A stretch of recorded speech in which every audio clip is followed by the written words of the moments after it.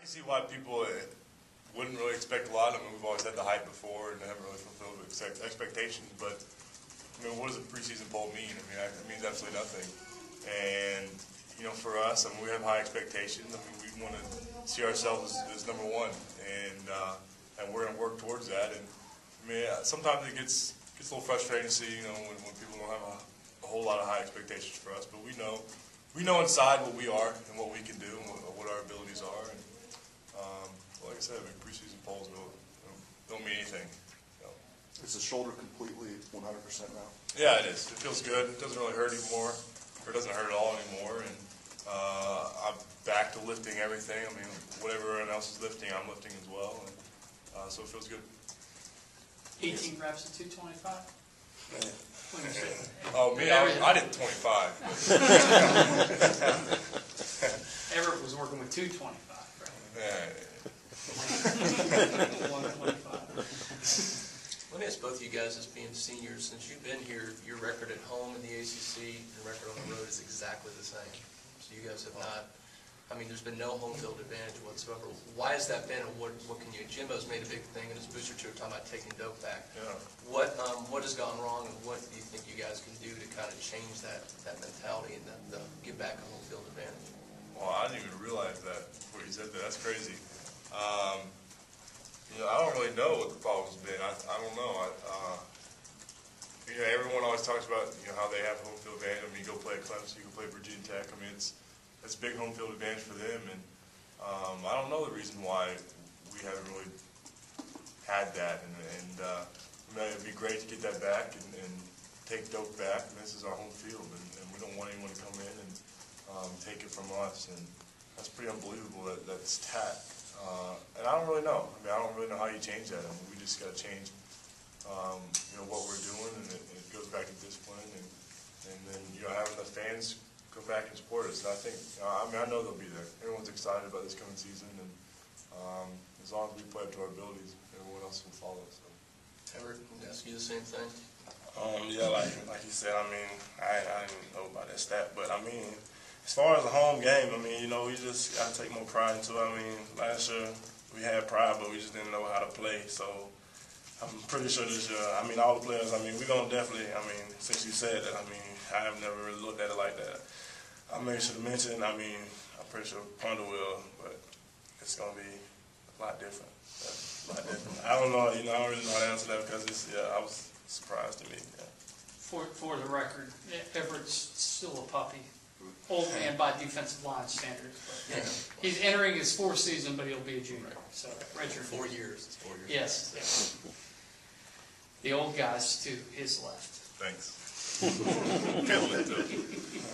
Christian, academically, could you tell us a little bit about this grad program? I've heard what it is, but just from, you know, can you describe exactly for you what this is? Yeah, it's graduate sports management, and you know, right now, like a big thing I'm working towards that is certification in coaching, and you know, that's kind of, you know, just something else to have. I think it's great what they're offering, and a lot of it's online. So this summer, I'm taking 2 online classes for this coaching class, and you know, I've enjoyed it so far. I've learned a lot, and just to have that, you know, kind of you know, other options just in case I want to go into coaching at the end of everything. And I've enjoyed it, and I think by the end of the fall, I'll just have to take one more class in the spring, which will be an online class to finish the certification, and then I'll be like halfway done with the actual degree, so I'll be able to come back at some point and finish it and have no problem.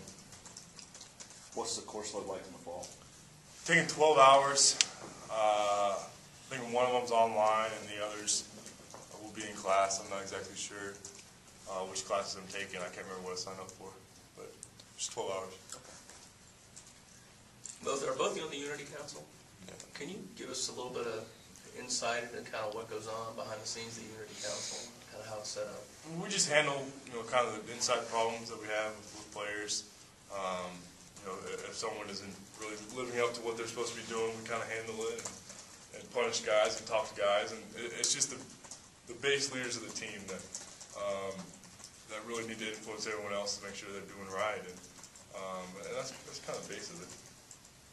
Chris and Everett both addressed just talk about how Coach Fisher's put an emphasis on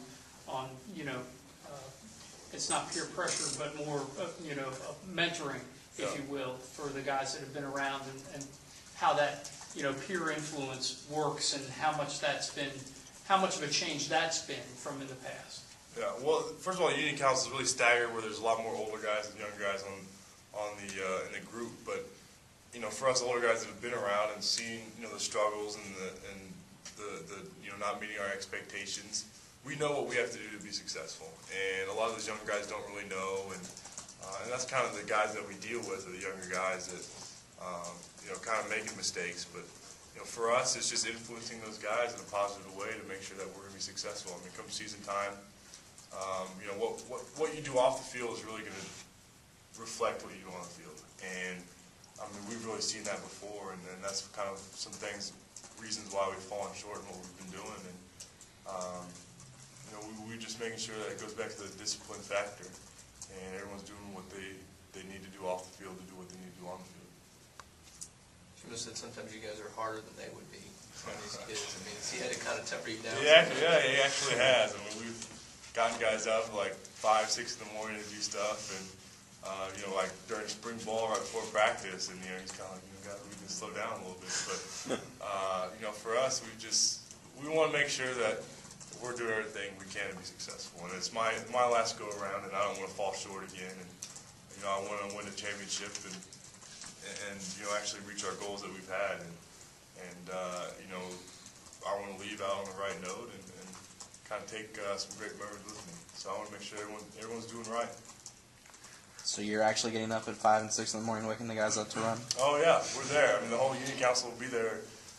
When we ran guys at 6 in the morning, the whole group was there, making sure that they were there running hard, and everyone that we've put through that have done a great job, and they've responded well to it. And I think it's one thing coming from coaches, but it's totally different coming from the players. And I think it has a totally different effect on them than what anything else will have. What sort of other things are you guys doing away from football as a team? I think last year you guys said you went bowling once a week and things like that. You guys doing similar things this summer? Yeah, I mean, we haven't done anything yet, but we've talked about doing certain things, and